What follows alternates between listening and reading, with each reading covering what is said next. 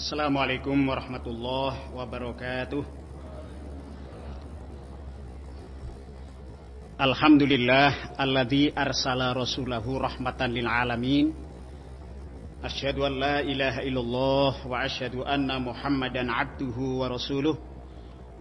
Allahumma salli wa sallim wa barik ala Muhammad wa ala alihi wa sahbihi ajma'in. Ma'asyiral muslimin, usikum wa nafsi bitaqwallah faqad fazal muttaqun. Ittaqullaha haqqa tuqatih wa la tamutunna illa wa antum muslimun. Qala Allah ta'ala fi kitabil hakim, a'udzu billahi minasy syaithanir rajim. Bismillahirrahmanirrahim. Asy-syaitanu ya'idukumul faqra wa ya'murukum bil fahsya. Wallahu ya'idukum maghfiratan minhu wa fadla wallahu wasi'un alim. Hadirin jamaah yang dirahmati Allah Subhanahu wa taala, alhamdulillah pagi ini kita masuk di rumah Allah dalam upaya kita untuk terus meningkatkan kualitas iman dan Islam kita. Mudah-mudahan taklim pagi ini akan senantiasa mendapatkan ridho Allah Subhanahu wa taala. Memang manusia itu perlu makan, dan makanan untuk otak itu namanya ilmu. Berapa banyak orang ketika memasuki usia lanjut menjadi pikun karena memang otaknya nggak biasa diisi dengan makanan yang namanya ilmu. Yang kedua, rupanya hati juga perlu makan. Makanan hati namanya zikrullah. Banyak zikir kepada Allah, banyak doa kepada Allah. Dalam hidup ini ada satu masa, ada satu waktu di mana Bapak Ibu akan berhadapan yang tidak bisa dipecahkan dengan jabatan kita, uang kita, tapi hanya bisa dipecahkan dengan kekuatan iman. Yang iman itu dihiasi antara lain dengan banyak zikir, banyak doa. Udahlah bahasanya banyak tadarus, banyak mendalami, mengisi dengan iman kepada Allah Subhanahu wa taala.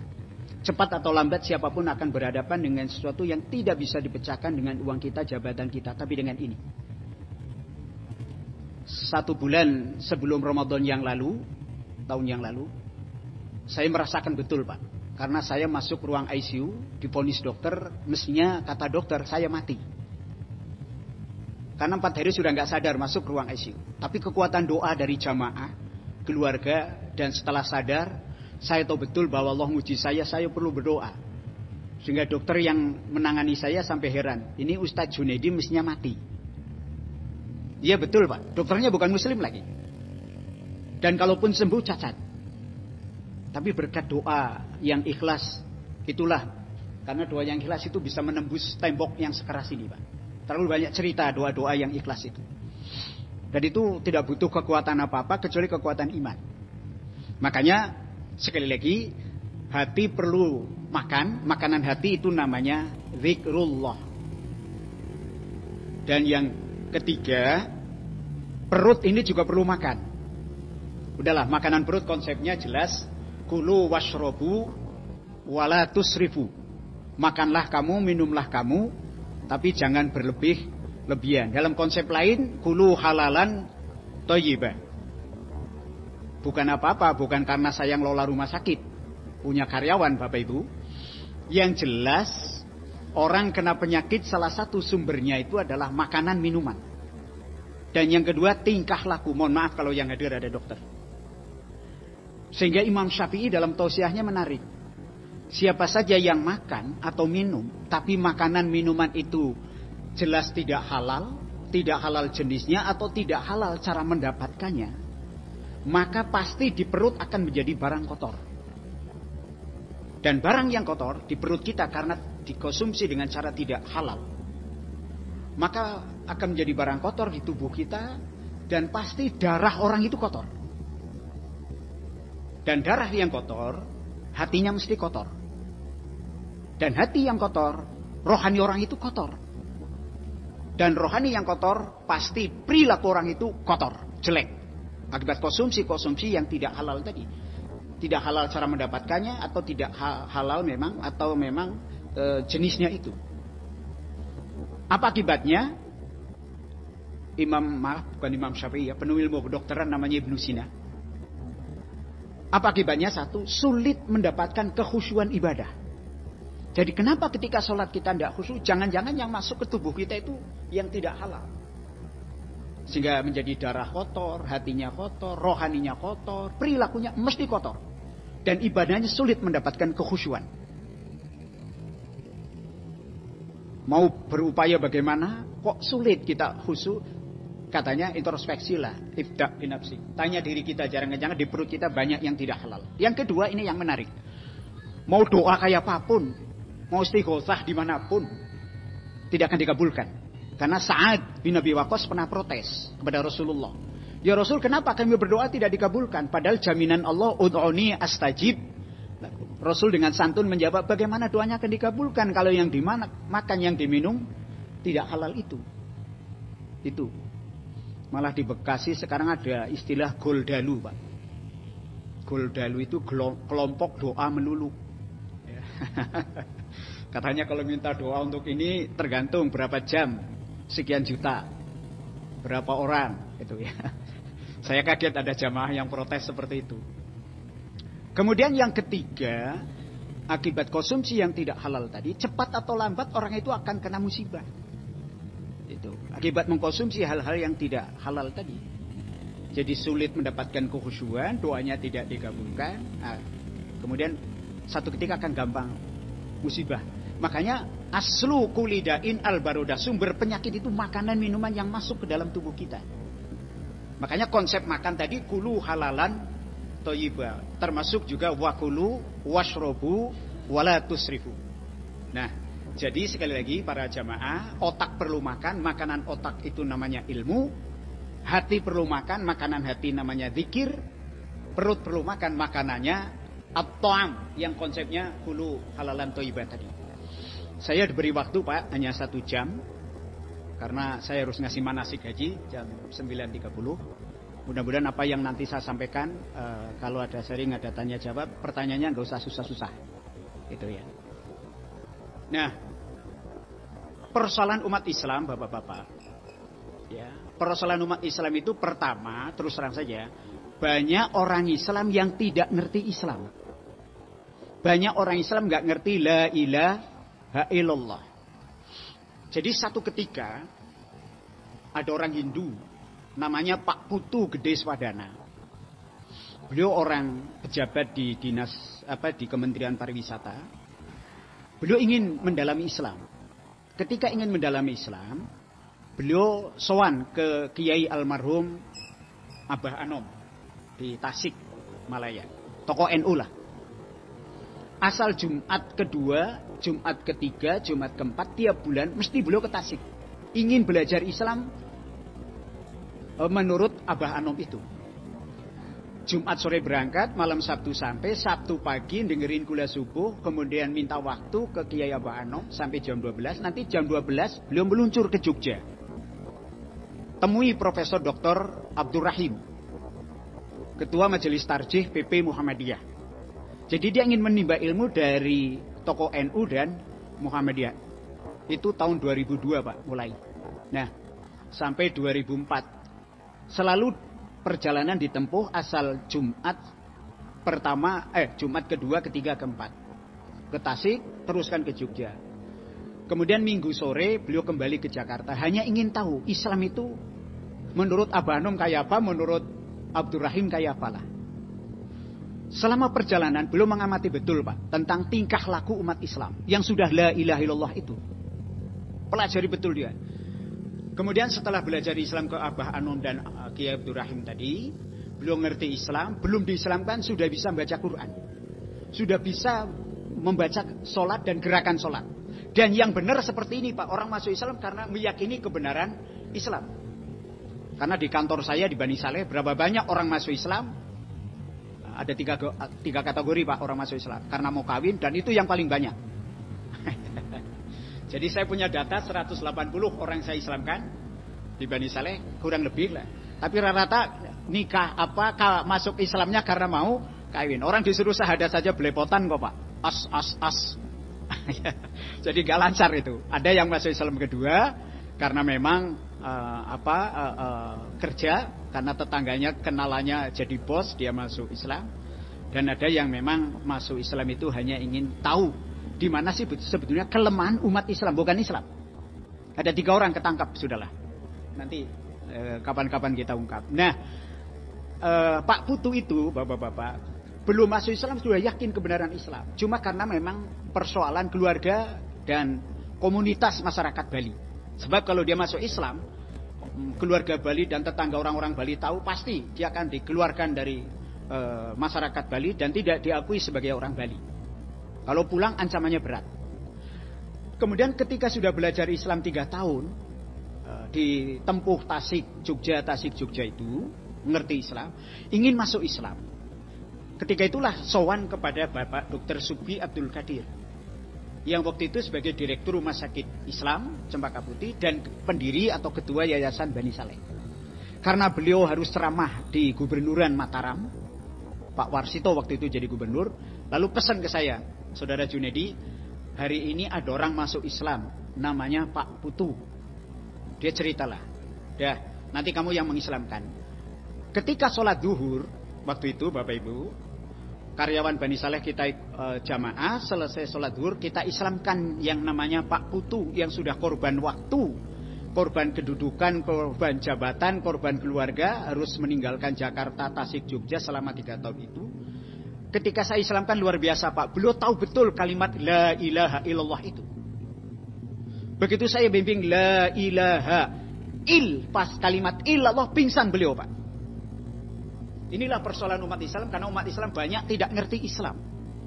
Kenapa ketika saya bimbing ucap La ilaha pingsan? Hampir 5 menit. Begitu siuman, saya bimbing lagi ngucap Asyhadu alla ilaha illallah, nangis beliau itu. Meneruskan kalimat syahadat Rasul wa asyhadu anna Muhammadar Rasulullah, tersendat, ditunda. Begitu mengelap air matanya, yang membasahi mukanya itu, baru diteruskan wa asyhadu anna Muhammadar Rasulullah. Resmilah Pak Putu jadi orang Islam. Sekalipun tanpa mengucap itu, karena kebenaran dia yakin betul inna dina indal Islam, dia yakin betul bahwa sesungguhnya tanpa dislamkan pun dia sudah Islam. Itu. Karena yakin kebenaran Islam. Dia yakin betul Hindu menyesatkan selama 43 tahun, karena umurnya waktu itu 43. Nah, Bapak-bapak, Ibu-ibu sekalian, yang menarik setelah beliau saya syahadatkan asyhadu alla ilaha illallah wa asyhadu anna Muhammadar Rasulullah, saya beri waktu 5 menit untuk memberikan sukacitanya jadi orang Islam dan duka citanya jadi orang Hindu. Pak Iman satu ketika boleh dipanggil ke sini, tapi sekarang sedang keliling Australia orangnya. Apa yang menarik Bapak Ibu, ketika diberi waktu, saudara-saudara, saya bangga jadi orang Islam karena saya dibimbing oleh Abah Anom dari Tasik dan tokoh Muhammadiyah di Jogja, Profesor Abdul Rahim itu. Saya bangga jadi orang Islam, tapi maaf, saya benci sama orang Islam. Kaget Pak yang hadir itu. Ini orang baru masuk Islam sudah membenci orang Islam. Sehingga para jamaah mereka tersengat semuanya, kaget. Apa ini yang dimaksud saya bangga jadi orang Islam tapi benci sama orang Islam? Pak Putu yang baru masuk Islam detik itu lalu langsung mengatakan, bayangkan saudara-saudara, saya 3 tahun meninggalkan keluarga, walaupun hanya setiap Jumat kedua, ketiga, keempat nemuin tokoh, 2 tokoh itu, Abah Anom dan Abdul Rahim itu.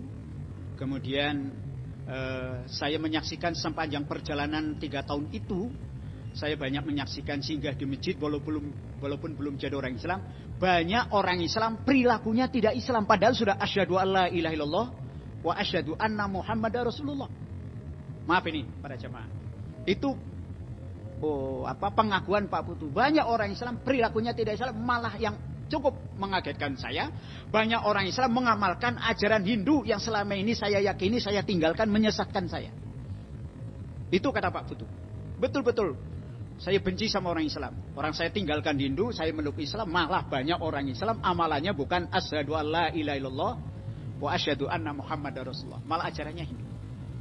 Contoh. Dia mencontohkan di situ, Pak. Tapi karena waktunya 5 menit, Akhirnya ditambah waktu itu. Jadi contoh yang lain apa sajalah. Jadi begini Bapak-bapak. Dalam konsep mati, Islam jelas yang namanya mati bukan berhentinya jantung. Karena tiap hari saya ketemu dokter-dokter saya di rumah sakit saya, Pak. Yang namanya mati adalah berpisahnya roh dengan jasad. Roh kembali kepada Allah, jasad kembali ke bumi. Berapa banyak ketika musibah alam atau bencana alam, banyak anak umur 2-3 tahun kena puing, Pak. Jantungnya berhenti, tapi kok kenapa bisa hidup? Karena rohnya masih ada. Kalau sudah pisah roh dengan jasad, barulah itu mati. Kalau jantung berhenti, belum mati. Walaupun kata dokter, jantung berhenti bisa mati. Belum, karena rohnya masih ada. Belum diambil oleh Allah. Hindu mengatakan, kalau orang mati, rohnya itu masih berada di sekitar rumah. Maaf ini loh. Ya. Itu kata Pak Putu, sampai diangkat kitabnya dia, orang Hindu itu. Dan dibawa Qur'annya. Dikumpulkan hadisnya. Bahwa roh itu masih berada di sekitar rumah. Katanya, kata Hindu loh Pak, maaf. Ya, kata orang Hindu ini, rohnya masih 3 hari di rumah. Baru pergi ke nirwana, nanti datang lagi hari ke-7. Betul, ini yakin Pak. Ya, karena saya mengislamkan Pak Putu ini. Nanti pergi lagi. Hari ke-40 datang lagi. Silaturahmi ke keluarganya. Dan seterusnya. Betul, itu ajaran dulu. Sampai dia rupanya udah siap Pak. Saya islamkan, bawa kitabnya dia. Bawa catatan-catatan ini. Akhirnya difotokopi. Nih, saya tanyakan ke Abah Anom, tokoh NU di Tasik, dan Profesor Abdurrahim itu di Jogja. Nggak ada itu. Tapi kok orang Islam melakukan seperti itu? Ini yang perlu saya luruskan, kata Pak Putu loh Pak. Yakin kalau itu diundang ke Alisan sini rame Pak. Sampai jam 2 mungkin juga sanggup Bapak-bapak. Mana? Tolong Bapak-bapak, saudara-saudara, ini kan Bani Saleh pusat ustadz katanya. Tolong carikan dalil. Ada nggak hari ketiga, ke-7? Tapi kalau tanya saya sebagai orang Hindu yang waktu belum jadi orang Islam, yakin ada. Ini pasal-pasalnya. Nah, begitu. Jadi oleh karena itu, saya benci sama orang Islam. Kenapa ngaku orang Islam tapi masih mengamalkan ajaran yang bukan Islam, padahal sudah asyhadu alla ilaha wa asyhadu anna Muhammad. Nah, contoh lagi Pak. Kan dulu ada Habib terkenal Pak di Jatinegara itu. Habib terkenal sekali, meninggal. Begitu meninggal karena rumahnya di gang kecil. Jamaahnya banyak, sulit untuk takziah, mencari alamatnya karena di gang kecil. Lalu keluarganya runding, ini bagaimana supaya jamaah nggak kesasar takziah? Dicari tanda, nggak ada tanda, adanya kertas kuning. Akhirnya kertas kuning diambil Pak, digapet pakai kayu, ditaruh di gang. Jamaah yang pada datang tanya, mana Habib yang meninggal? Tuh, yang benderanya kuning. Itu asal usul asbabun nuzul. Adanya bendera kuning Pak. Di rumah sakit kami enggak. Kalau ada orang meninggal benderanya harus hijau. Karena Rasulullah SAW ketika perang Badar menang, lambang-lambang yang diangkat itu warna hijau. Ini ada TKI Islam nyanyi malah yang meletus balon hijau. Mestinya yang meletus balon merah. Ya. Sudahlah. Sehingga itu Pak. Akhirnya para jamaah, coba lihat yang orang Jogja, orang Solo Pak. Kalau orang meninggal mesti benderanya putih. Jogja, Solo putih. Ini kok di Bekasi, di Jakarta kuning. Itu karena kesulitan nyari tanda sebetulnya Pak. Kayaknya menjadi hak paten. Asal meninggal benderanya harus kuning. Di Semarang merah Pak, betul. Ya.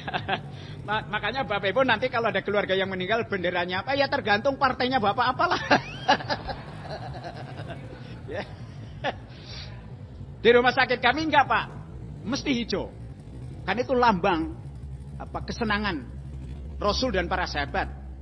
Maaf ini, saya bukan politikus Pak. Jadi wah ini partai. Masya Allah Pak. Nah, Pak Putu juga bertanya, kenapa sih orang meninggal benderanya harus kuning? Kan apa saja boleh lah kayaknya. Termasuk ketika Bapak Ibu mantu Kenapa harus pakai janur kuning? Betul Pak. Janur itu bagi orang Hindu ada maknanya. Ketika orang hamil 4 bulan harus apa? Lepet itu apa ya? Bukan kupat. Kalau lepet kan ya kayak kupat cuma agak manjang ya, kayak lontong itu.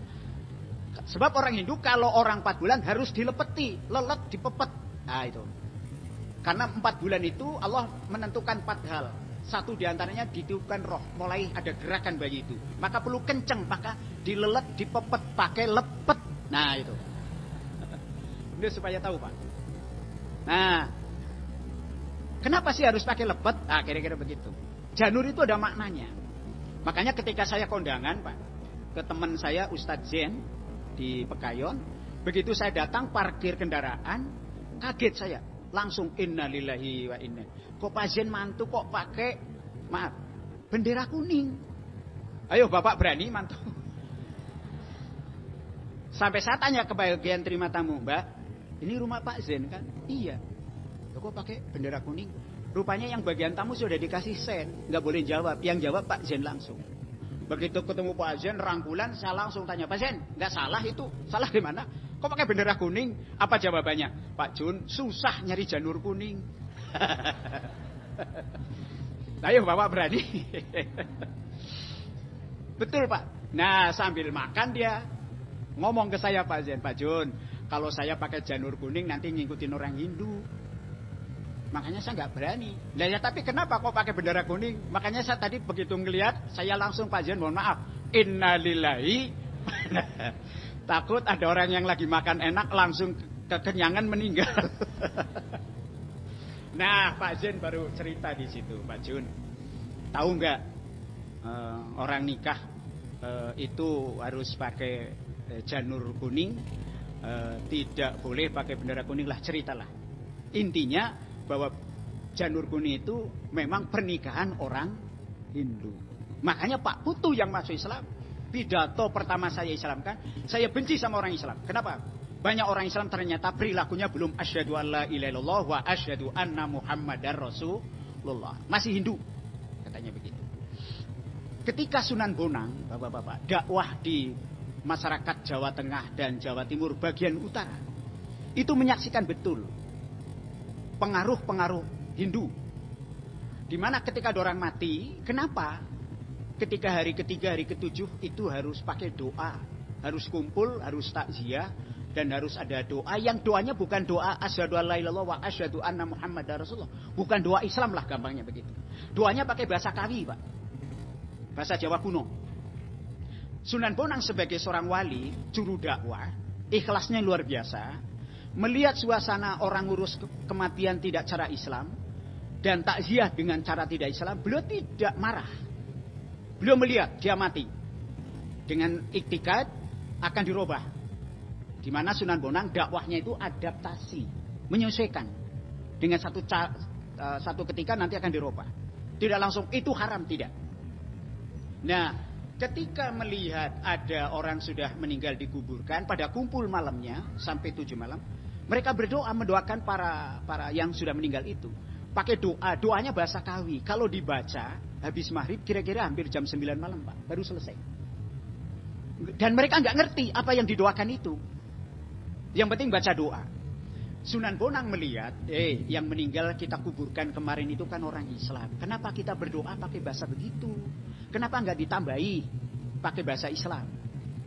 Itulah dakwahnya Sunan Bonang. Lalu kalau mendakwahkan pakai bahasa Islam apa Tuhan? Kata para yang pentakziah, yang hadir itu. Jawaban Sunan Bonang, ya kalau kita mendoakan pakai bahasa Kawi, tambahilah pakai bahasa Islam. Supaya nuansa Islamnya ada. Apa doanya? Doanya, la ilaha illallah. Berapa kali? Ya tadi pakai bahasa Kawi berapa kali? Lah dari habis maghrib sampai jam 9. Ya kalau begitu jangan kalah. Lebih banyak. Sampai tengah malam coba Pak. Silakan baca buku ngurus jenazah cara Islam ditulis oleh Pak Qasim Nur Sehat. Nah, itu akan kelihatan betul. Supaya jangan kata saya Pak. Karena Pak Qasim itu kan dakwahnya memang mengenalkan budaya-budaya yang dianggap Islam padahal bukan Islam. Ini Sudah jam berapa ini, Bu? Kata Pak Iman ini kan al-mu'min fil masajid kasamaki fil ma. Orang Islam itu kalau di masjid persis kayak ikan di dalam air. Jadi betah banget. Insya Allah sampai jam 11 ibu nggak apa-apa ya. Nah, jadi ibu dan bapak sekalian para jamaah, ketika itu maka Sunan Bonang usul, bagaimana kalau besok malam ditambahilah. Doanya jangan hanya pakai bahasa Kawi, tambah kalimat la ilaha illallah. Setuju karena yang bicara Sunan Bonang. Ya sudah, bayangkan Pak, habis baca doa bahasa Kawi kira-kira jam 9 selesai, itu belum baca tahlil la ilaha illallah. Yang aslinya tidak ada. Itu ada karena untuk membuat suasana supaya takziah itu ada nuansa Islam. Hanya jangan pakai bahasa Kawi. Akhirnya ditambahi la ilaha illallah. Dipimpin oleh Sunan Bonang. Ayo la ilaha illallah. Pelan Pak. La ilaha illallah. Tanya Sunan Bonang, bapak-bapak tahu nggak arti la ilaha illallah? Tidak. Kepengen tahu nggak? Kepengen. Dijelaskan Pak. Dari yang pada, kan biasa Pak, yang biasa takziah belum tentu tukang sholat. Itu loh. Sehingga mereka ngerti la ilaha illallah. Yang tidak sholat jadi ngerti sholat, yang nggak puasa jadi gampangnya puasa, yang punya kekayaan nggak pada mau bayar zakat jadi mau bayar. Itu kalimat la ilaha illallah Pak. Di acara takziah dijelaskan oleh Sunan Bonang. Bukan sekedar la ilaha illallah. Maaf loh. Bukan sekedar itu. Bayangkan Pak, itu dibaca pelan, dijelaskan betul sampai tengah malam. Sunan Bonang tahu bahwa dakwah itu tidak hanya seperti yang saya lakukan. Saya duduk di depan, Bapak mendengar. Perlu dakwah itu supaya orang bisa menerima. Rupanya dakwah bilhal dilakukan oleh Sunan Bonang waktu itu. Malam berikutnya karena akan baca doa untuk yang meninggal pakai bahasa Kawi ditambah tahlil itu sampai tengah malam. Sunan Bonang tahu diri. Kepada keluarga yang kena musibah besoknya dikasih uang. Nih tolong nanti malam kan tetangga kita masih mau takziah lagi. Ini saya kasih duit, belanjakan, masak supaya nanti pulang dia tidak hampa tangannya bawa oleh-oleh. Bahasa Jawanya bawa berkat. Itu. Betul Pak, ini Sunan Bonang. Sehingga uang dikasih kepada keluarga yang kematian, oleh keluarga yang kematian itu dibelanjakan, beli beras, beli apalah. Kemudian dimasak, maghrib orang yang mau takziah pada datang, kemudian dimulai takziah. Yang cukup mengejutkan, begitu baca doa pakai bahasa Kawi, mereka langsung mengatakan kepada Sunan Bonang, Tuan, kayaknya kalau begini terus bisa tiap sampai hari ke-7 bisa tengah malam kita baru pulang. Terus bagaimana? Ya menurut Tuan gimana? Apa sebaiknya kita pakai tahlil saja tanpa baca bahasa Kawi? Ini hebatnya dakwahnya Pak. Tidak langsung buang itu. Akhirnya Sunan Bonang bilang setuju. Jadi malam ini kita nggak baca doa pakai bahasa Kawi. Hilang Pak. Jadi tahlil itu sebenarnya awalnya untuk mengimbangi supaya nuansa Islamnya ada. Aslinya nggak ada. Akhirnya baca la ilaha illallah. Diterangkan lagi tiap malam la ilaha illallah sampai malam ke-7. Karena masakan tadi udah dimasak, pulangnya dikasih satu-satu, dibungkus pakai daun pisang, namanya berkat. Karena daun pisang susah didapat, sekarang pakai dus, namanya besek. Kira-kira gitulah. Maaf ini Pak, ini meluruskan. Sebab yang namanya ngaji itu kan meluruskan yang keliru, membetulkan yang tidak betul. Itulah.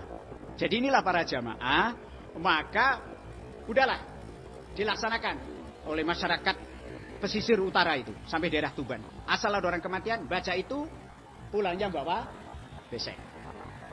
Ya, sekedar sebagai rasa terima kasihnya barangkali begitu. Sunan Bonang dengan para pembantunya belum menjelaskan tuntas apa ia harus seperti itu, dipanggil oleh Allah. Sehingga kesan masyarakat seolah-olah kalau ada orang meninggal harus seperti itu.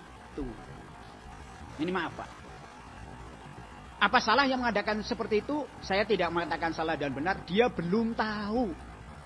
Kemudian yang tidak mengadakan begitu, bagaimana? Oh, dia sudah tahu. Nggak usah dipertengahkan. Sebab itu akan terus ada. Cuma perlu tahu sejarah. Nah, inilah para jamaah.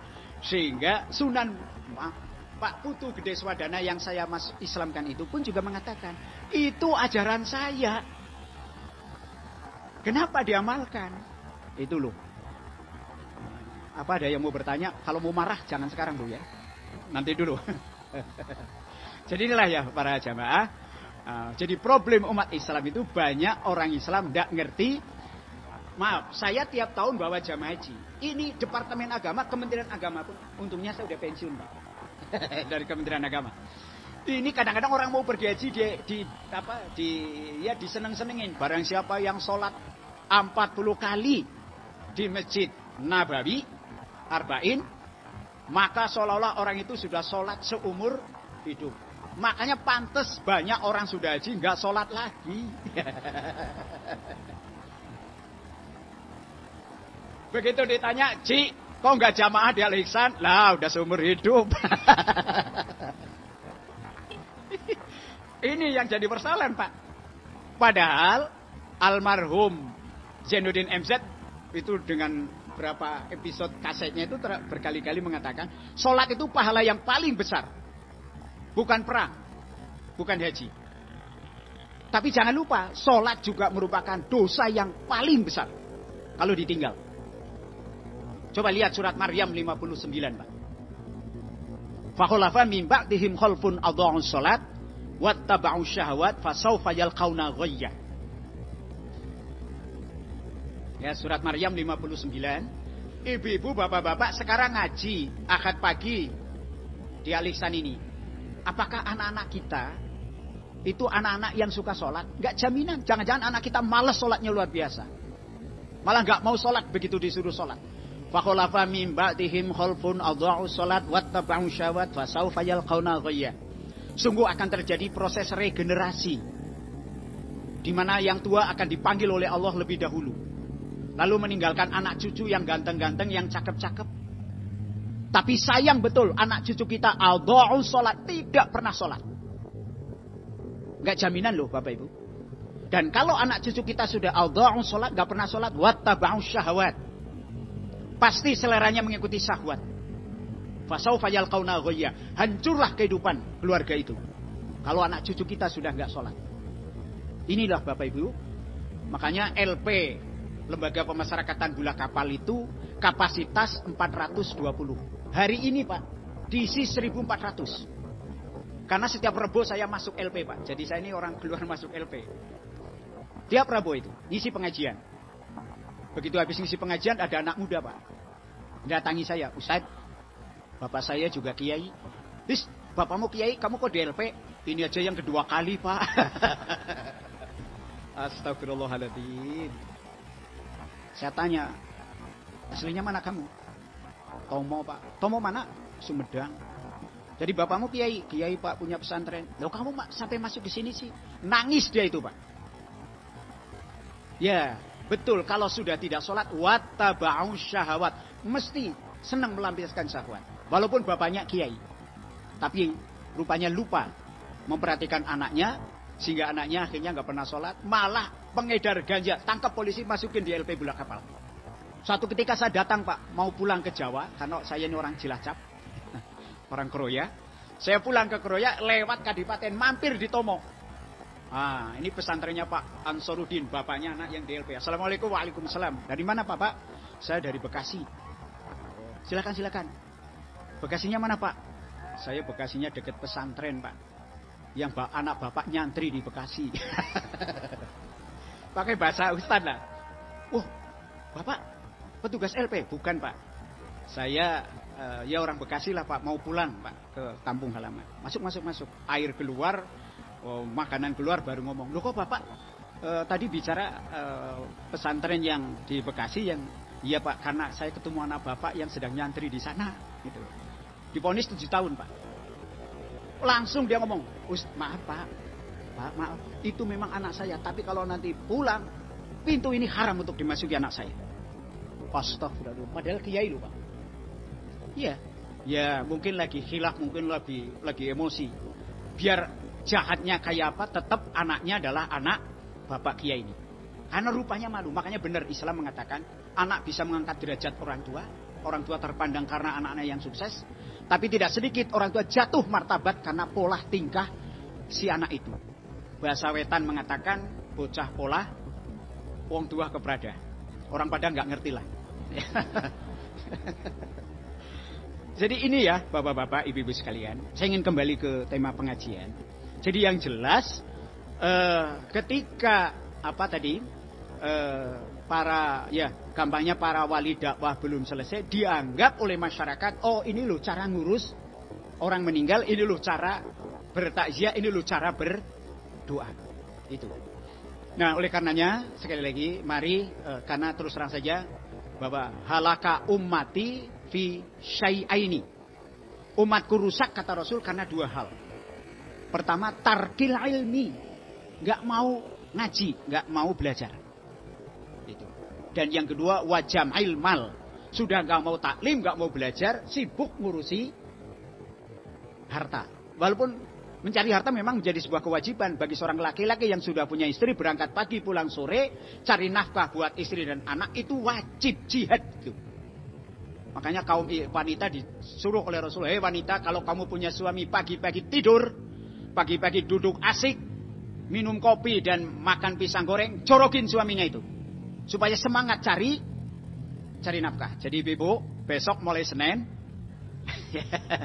kalau ada suami nganggur pagi-pagi. Ini problem umat Islam. Jadi umat Islam banyak tidak tahu Islam, tidak tahu asyhadu alla ilaha wa asyhadu anna Muhammadar Rasulullah. Saya setujulah dengan Pak Putu yang begitu saya Islamkan, saya benci sama umat Islam. Walaupun saya betul bangganya luar biasa jadi orang Islam. Karena pengamatan saya banyak orang Islam perilakunya belum Islam. Tahun 2004 bapak-bapak, itu dulu Lebaran Muhammadiyah hari Kamis. Saya ingat itu. Pemerintah itu hari Jumat. Saudara saya di Gombong Kebumen, lebarannya hari Minggu. Astagfirullahaladzim. Kalau dikatakan bukan orang Islam marah. Tapi paham Islam Darmo Gandul. Yang kalau sembahyang, saya nggak mengatakan sholat, kalau sembahyang mesti rebo, dan rebonya harus pagi. Itu yang di Bekasi dikenal rebo Wekasan. Itu banyak. Ngajinya rebo pokoknya. Sembahyangnya rebo. Begitu saya mau ke Jogja, dari Cilacap, Pak, mampir di Gombong di saudara saya itu. Hari Minggu, hari Ahad. Kira-kira jam 7:30, saya ketuk pintunya, nggak ada yang jawab. Kata tetangganya, Pak, lagi sholat. Lu sholat apa? Hari raya. Lu kok hari Minggu? Tetangganya bilang, lah nggak tahu, Pak. Begitu pulang, ngobrol sambil makan kue lebaran. Kok lebarannya Minggu sih? Ya, kalau Kamis Muhammadiyah. Jumat pemerintah, Sabtu Paing. Kalau Sabtu Paing, menurut Primbon, jilid keempat halaman 12. Iya, loh saya memang tugasnya ngurus itu, Pak. Kalau Sabtu Paing, Pak, nggak boleh keluar rumah, naas, celaka pasti. Makanya sholatnya Minggu. La ilaha illallah, Pak. Makanya Bapak Ibu kalau mau mantu, Sabtu Paing, Bu. Ya, nggak ada yang hadir di Gombong itu. Sambil makan kue ngobrol ke sana kemari. Nah, saya ingat, loh, jadi Sabtu Pagi nggak boleh keluar rumah, nggak boleh. Tapi saya nggak menemukan di Quran, di hadis. Ya memang di Quran hadis nggak ada, tapi di kitab Primbon ada. Wah, saya ingat dulu kan sampean dapat hadiah 10 juta sebagai nasabah BCA. Dulu ngambilnya Sabtu Pahing, kok diambil? Jawabannya enak, lah kalau ngambil duit boleh. Makanya Bapak Ibu, monggo dibuka surat Al-Baqarah 267. Ini yang ingin saya ungkap. Walaupun problem umat Islam itu ada 5, saya baru ungkap umat Islam banyak yang nggak ngerti la ilaha illallah, nggak ngerti Islam. Asyaitonu ya'idukumul faqra wa ya'murukum bil fahsya wallahu ya'idukumul maghfiratan minhu wa fadla wallahu wasi'un alim. Syaitan itu, asyaiton ya'idukumul faqra, mesti ngajak jamaah Al-Ihsan ini untuk serba kurang. Padahal gaji sudah cukup 10 juta, 5 juta. Cukup. Makanya menarik Pak, Imam Syafi'i mengatakan kaya itu bukan angka. Kaya itu cukup. Saya gaji 1 bulan katakan 4 juta. Keperluan saya 3 juta 900, masih ada sisa 100 ribu. Junedi kaya. Tetangga saya gajinya 7 juta, tapi kebutuhannya 10 juta. Nyari yang 3 juta, nyomot sana, nyomot sini. Miskin itu Pak. Jadi kaya itu bukan angka, cukup. Itu. Nah oleh karena itu setan selalu mengajak manusia untuk serba kurang. Ya 268, mohon maaf. Ya. Ya biar Bapak Ibu nyari lah. Ya. Wa ya'murukum bil fahsya. Di samping setan ngajak manusia serba kurang, juga ngajak manusia untuk berbuat jorok. Berbuat maksiat. Itu setan. Makanya saya setuju. Lady gagal. Ya. Walaupun ada seorang ulama datang atau tidak datang bagi umat kami nggak masalah. Apa iya? Ingat dong setan. Setan menggoda manusia itu sasarannya 5 loh Pak. Ini dalam sebuah kitab Nawaidur Kilam yang saya baca. Apalagi Bapak Ibu kalau membaca Quran kan jelas. A'udzubillahi minasy syaitonir rajim. Aku berlindung kepadamu ya Allah agar aku dijauhkan dari setan yang kau kutuk. Udah dikutuk kok malah suruh datang ke Indonesia. Untung gagal itu. Ya. Apa sasaran setan menggoda manusia? Pertama, silakan jamaah ihsan ngaji akad pagi silakan. Silakan puasa, silakan sholat. Setan akan mengganggu kita. Apa gangguan pertama? Jangan ikhlas. Itu setan. Sebab setan jangan dikira rupanya setan mungkin baca surat Al-Bayyinah. Wa ma umiru illa liya'budullaha mukhlisina lahuddin. Bahwa ibadah baru diterima Allah kalau ikhlas. Maka yang digoda jangan ikhlas.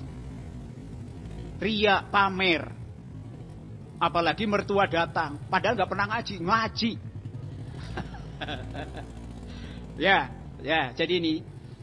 Jadi itu yang pertama, setan ganggu. Pokoknya jangan ikhlas. Kalau kedua, ketika setan mengganggu manusia, kok pada ikhlas terus, jangan dikira setan akan diem. Akan melakukan langkah kedua. Apa? Kalau hubungannya dengan waktu, orang beribadah hubungannya dengan waktu, setan akan mengganggu. Jangan lama-lama. Oh, jamnya dipasang, jadi bapak ngeliat jam dulu, kapan selesainya? Itu setan. Jadi kalau bisa, yaudahlah, cepat-cepat selesai. Tapi rupanya Jamal Al-Ihsan ini orang ikhlas, orang mau berlama-lama, nikmat. Kalau ibadah hubungannya dengan materi, setan akan mengganggu. Jangan banyak-banyak. Kotaknya lewat, udah mendekati kita, setannya berbisik. Nggak pantas yang 10.000, nggak pantas yang 5.000, nggak pantas yang 1.000. Logam cepean dimasukin Pak. Mana gelundung jauh banget dikejar juga. Ini loh Pak, jangan banyak-banyak. Yang menarik yang keempat, setan tidak akan diem. Orang ini kok ikhlas, orang ini kok betah, orang ini kok banyak-banyak amalnya. Yang keempat, kalau punya dosa lestari. Kalau punya dosa jangan cepet-cepet tobat. Itu. Betul Pak. Makanya ketika saya membimbing orang di rumah sakit kami, orang mau meninggal, perintahnya di rumah sakit kami lakukan. Kalau ada orang tanda-tanda mau meninggal sekarat, talkinkan supaya bisa ngucap la ilaha illallah. Belum tentu Pak bisa ngucap. Kalaupun ngucap juga ada dua. Ada yang diucapkan di dalam hati. Ada yang diucap mungkin dengan mulut. Walaupun tersendat-sendat. Jadi betul. Ada hadis kunci. Kalau kamu berbuat tidak baik. Istrimu tidak tahu. Suamimu tidak tahu. Aku akan buktikan bahwa kamu pernah berbuat tidak baik. Pembuktiannya kapan? Kadang-kadang di saat sekarat Pak. Betul Pak. Saya tidak akan lupa kepada Pak saya ketika saya mangku. Orang mau meninggal. Saya bimbing la ilaha illallah. La ilallah, maaf. Begitu mau ngembuskan nafas, ngomong yang omongannya coroknya luar biasa. Betul, ngomong corok banget. Keluarganya histeris nangis. Saya nggak berani menjelaskan karena dalam suasana duka. Setelah dimandikan, dikafani, mau disolati, keluarganya saya kumpulkan. Kenapa tadi ngomong seperti itu? Apa keluarga nggak tahu kalau selama ini berbuat seperti yang tadi diucapkan? Pada diem dan nggak perlu dijelasin. Akhirnya sudahlah. Kami sampaikan, kita solati, kemudian bawa ke rumah. Di rumah keluarganya masih nanya, Pak kok tadi ngomong seperti itu? Itu kalimat-kalimat. Jadi makanya betul lah, salamatul insan fi hifdzil lisan. Orang akan selamat apa tidak tergantung mulut ngomong apa. Ya, pernah berbuat apa. Itu sering dibuktikan. Bahkan ada lagi yang cukup cukup bagi saya menakjubkan. Ketika ada orang meninggal, saya bimbing la ilallah, malah nyebut nama orang. Ihsan. Loh, orang tinggal mau meninggal kok. Betul Pak. Kok manggil Ihsan. Keluarganya berunding. Oh Pak, dia punya teman namanya Ihsan. Akrab. Bisnis satu ketika bersengketa bisnisnya. Sehingga dipanggil Ihsan itu. Saya pikir Ihsan itu ya anta'budallaha ka'annaka tarahu. Sebuah sikap hidup seorang muslim kapan saja, di mana saja, walaupun mertua tidak tahu, istri nggak tahu, anak tidak tahu, Allah tahu. Apa yang kita lakukan Allah tahu dan malaikat mencatat. Saya pikir itu. Tapi manggil Ihsan rupanya teman. Sehingga Ihsan dicari, ketemu, dibawa ke rumah sakit, masuk ruangan rumah sakit, ruang ICU. Secara medis sudah nggak bisa berbuat apa-apa. Tapi kenapa ketika Pak Ihsan datang, kemudian Pak Ruhin yang sedang sekarat itu dipanggil, dikasih tahu, Pak Ruhin, nih Ihsan datang.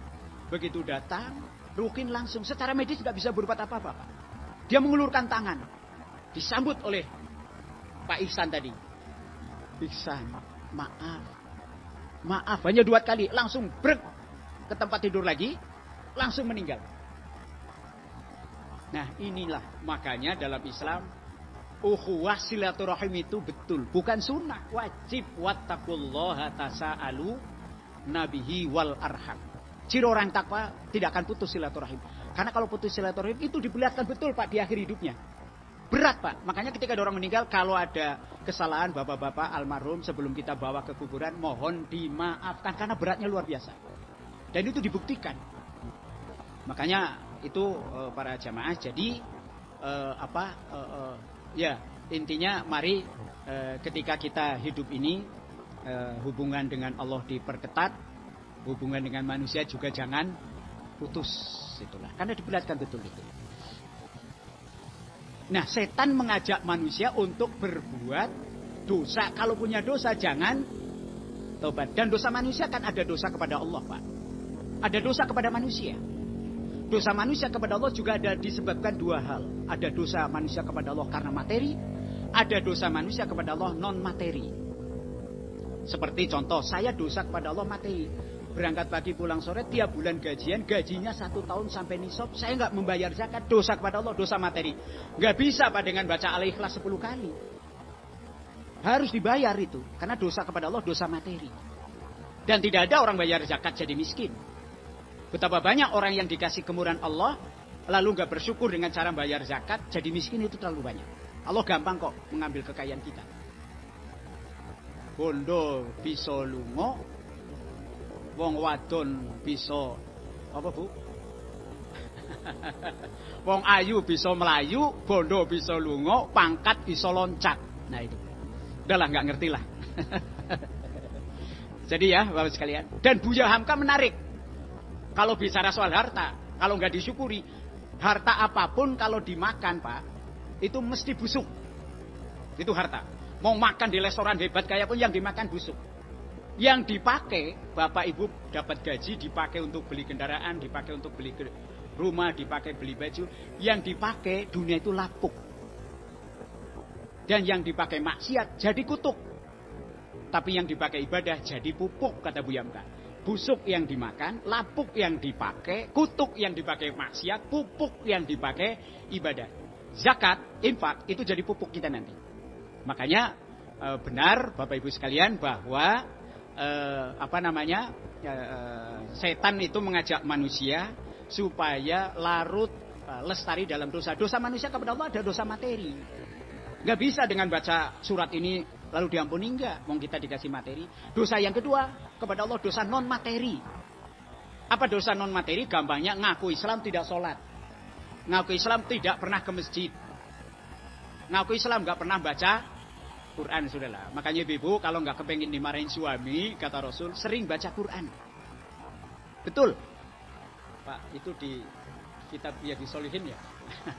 Karena ibu kan nggak kepengen dimarahin suami, sering baca Quran. Sebab siapa yang marah, sementara yang dimarahi sedang baca Quran, maka yang marah-marah sudah persis berdiri di depan pintu neraka sa'ir. Makanya ibu kalau nggak pengen dimarahin suami mau marah, ambil Quran cepat. Bismillahirrahmanirrahim.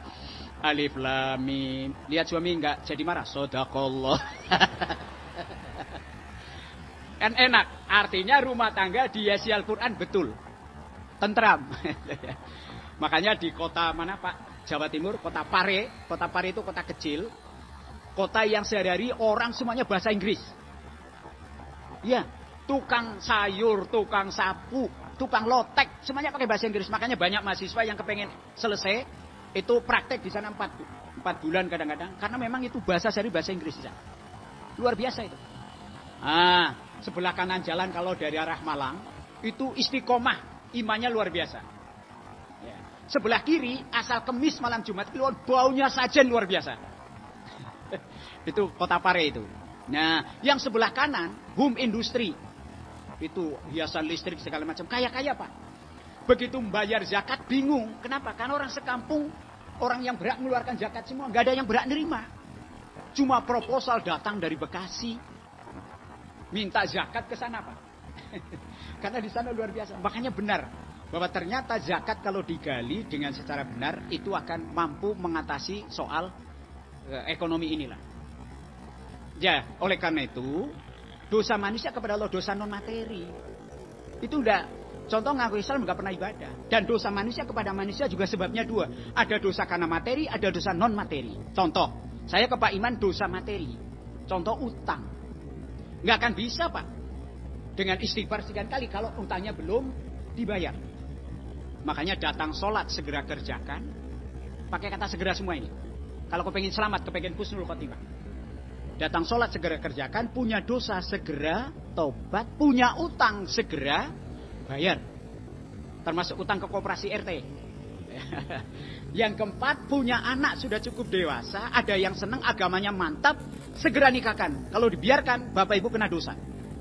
Yang kelima, kalau ada orang meninggal, sudah dimandikan, sudah dikafani, jangan ditunda-tunda, segera kuburkan. Itu. Ya, oleh karena itu Bapak Ibu sekalian, satu diantaranya punya utang segera bayar. Dosa manusia kepada manusia bisa karena dosa materi. Contohnya utang, nggak bisa kalau nggak dibayar. Itu loh. Bapak Ibu kan pernah nakal dulu zaman SD, ngambil pisang 4 ngomongnya 2. Udah begitu alhamdulillah lagi Pak.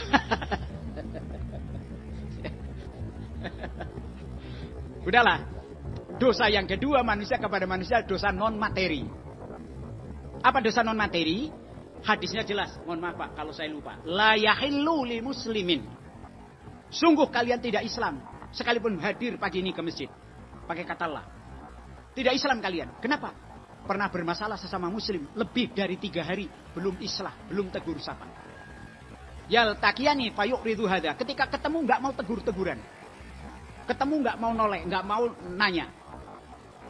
Hadisnya mengatakan yang terbaik wa khairum alladzi yabda'u bisalam. Yang terbaik siapa dulu yang memberikan salam. Itu. Jadi ya akibat gaul seperti ini kan bisa terjadi Bu, Bapak Ibu.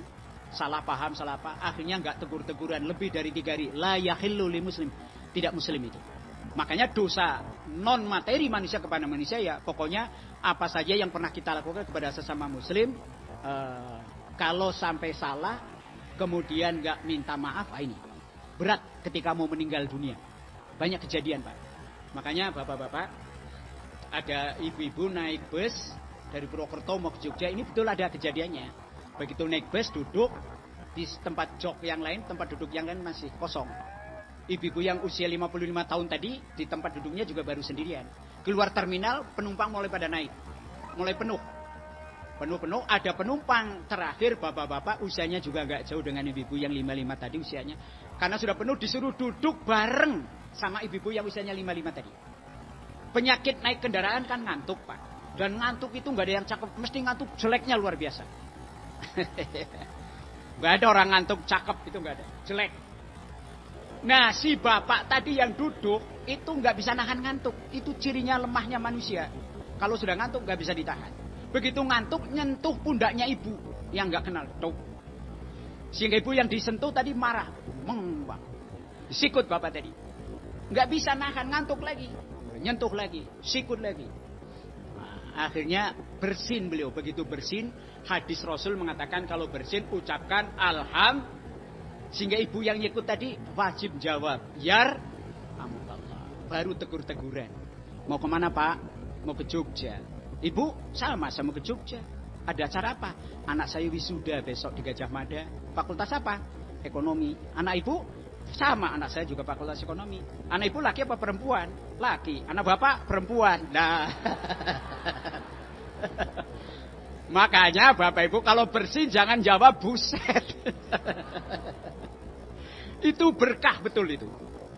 Ya jadi benci kayak apapun kalau sudah sama-sama muslim, hilangkan kebenciannya. Akan dapat datang rahmat dari Allah Subhanahu wa taala.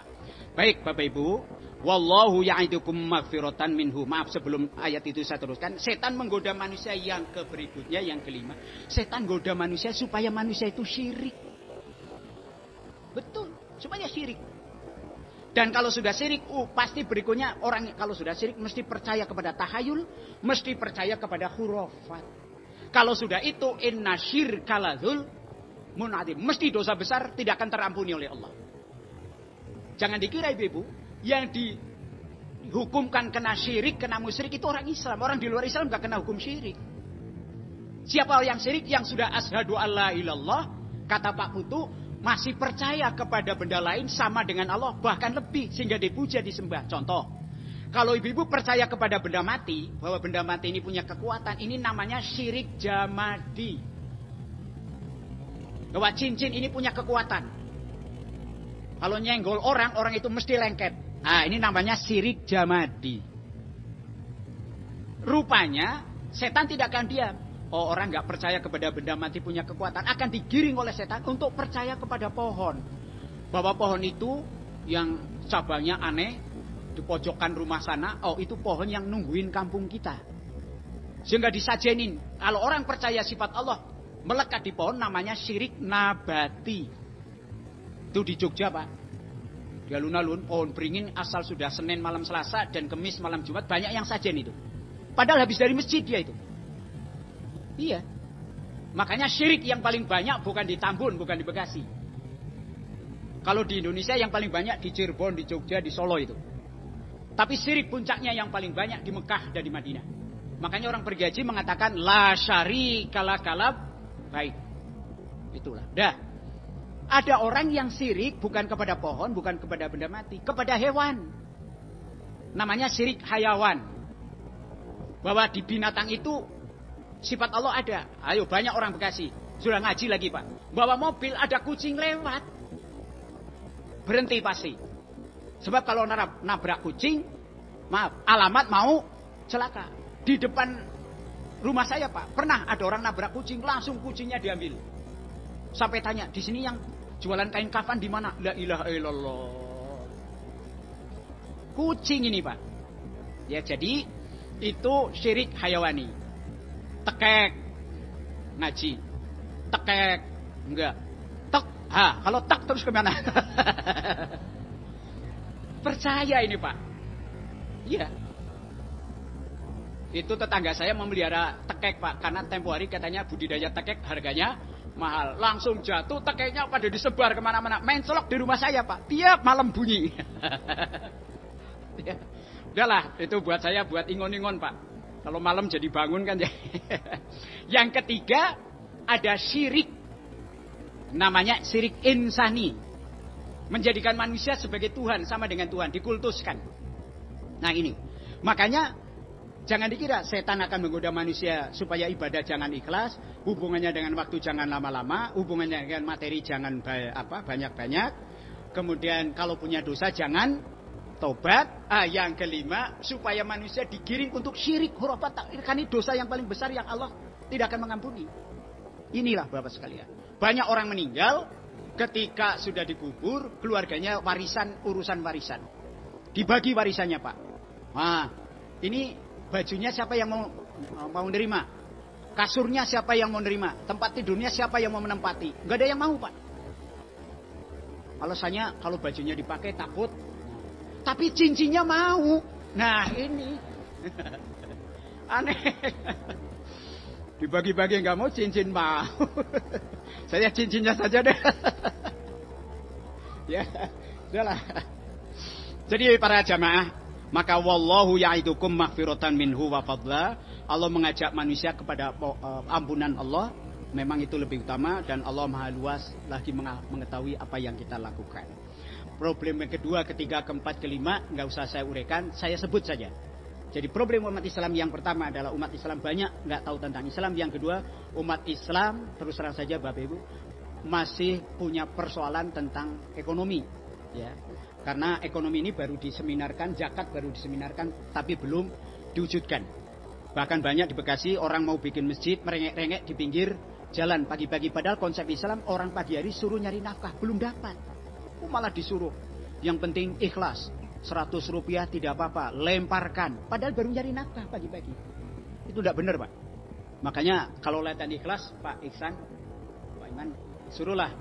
Saya pernah bilang coba di Jawa Tengah, perbatasan Jawa Barat Pak, sebelah Sungai Citandui itu ada masjid Pak, namanya Masjid Al-Ikhlas, pusat latihan ikhlas. Saya disuruh oleh teman saya Pak Badruzzaman, coba Pak Jun kesanalah kalau pulang ke Jawa mampir di Masjid Al-Ikhlas sebelah timur Sungai Citandui sebelah kanan itu ada hutan. Itu masjid manajemennya luar biasa Pak, dilola oleh alumni ITB, kelola hutan. Saya mampir ke sana Pak. Begitu mampir parkir kendaraan, mau masuk masjid disambut oleh pengurus masjid anak muda. Assalamualaikum, waalaikumsalam. Pak maaf sepatunya dilepas Pak. Tanpa disuruh pun saya lepas Pak. Tapi karena ada penjaganya lepas, saya lepas. Saya semir ya Pak. Bilang gak usah, gratis Pak. Oh ya silakan kalau gratis. Enak bener ya. Sudah masuk ke masjid, mau masuk ke masjid ke toilet gak bisa Pak. Harus lewat pintu kedua. Begitu pintu kedua disuruh duduk, mebelnya rapih luar biasa. Masih ditanya, Bapak, kami siapkan buat Bapak, Ibu, mau minum apa?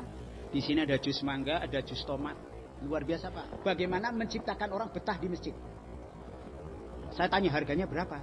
Gratis Pak. Udah langsung ya, jus tomat. Ini latihan ikhlas betul. Masuk ke toilet tidak bisa kecuali lewat pintu 3. Masya Allah itu masjid di pinggir jalan. Saya punya rumah sakit di Bekasi Pak. Itu siap 2 jam saya semprot supaya bau wangi. Ini masjid di pinggir jalan, Masya Allah, baunya wangi terus. Masuk toilet, buang air kecil, baunya wangi. Begitu mau ambil air wudhu, airnya saja ada 3 model, ada 3 macam. Hangat, panas, dingin. Tinggal pilih Pak. Jam 2 siang, wah ambil yang dingin. Nikmatnya luar biasa. Begitu selesai wudhu, masuk ke masjid. Lewat pintu keempat, muter. Di situ ada akhwat, ada wanita. Jaga. Cakep betul wanita itu. Mohon maaf ini, istri saya enggak ikut inilah. Masya Allah Pak. Begitu masuk pintu keempat, di atas pintu ada tulisan, sudahkah Anda infak? Di samping wanita tadi ada kotak juga. Sudahkah Anda infak? Di kotak itu, kotaknya enggak pakai kayu, pakai kaca. Uang yang di dalam kotak nampak betul. Ini latihan ikhlas. Begitu pasti masuk harus lewat situ. Saya sikut istri saya, Bu ambil duit. Tadi semirnya udah gratis, jusnya udah gratis. Saya sikut istri saya, Bapak Ibu, yang terangkat dari dompet, maaf, itu 50.000. Saya ngomong ke banyak-banyak bener sih. Rupanya istri saya marah, jangan keras-keras. Karena yang tunggu pintu wanita tadi denger. Mesem dia. Aduh Ustadz baru 50. Nah itu setan goda. Jangan banyak-banyak.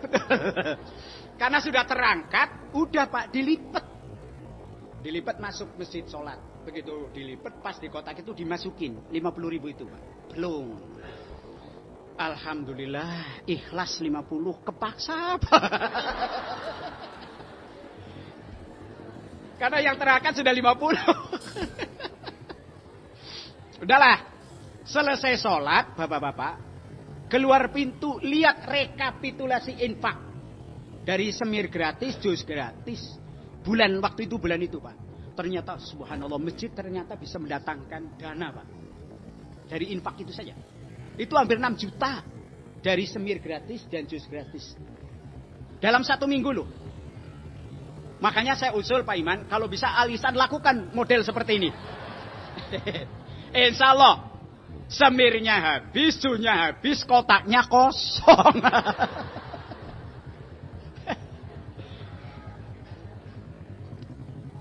Demikian, mudah-mudahan ada manfaatnya. Assalamualaikum warahmatullahi wabarakatuh.